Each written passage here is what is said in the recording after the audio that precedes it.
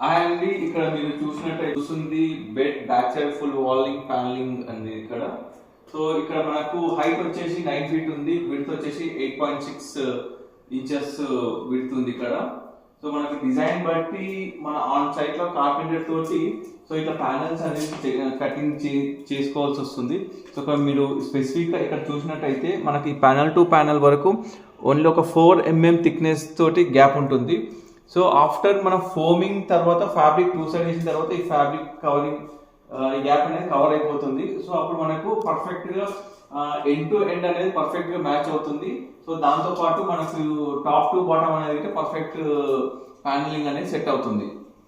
So before అనేది కొంత carpenters mistake చేయడం ఏంటంటే సో డైరెక్ట్ గ్యాప్ లేకుండా సైడ్ బై సైడ్ ప్యానల్స్ చేయడం వల్ల మనకు తర్వాత మనకు ప్రాబ్లం అవుతుంది. సో దాంతో పాటు ఇక్కడ మీరు సైడ్ చూసినట్టయితే సో మనకు ఈ సైడ్ వాల్ ప్యానల్ కి ఫ్యాబ్రికేషన్ తర్వాత ఇక్కడ గ్యాప్ ఉంటుంది. సో మనకు 2-3 డిఫరెంట్ ఆప్షన్స్ చేసుకోవచ్చు.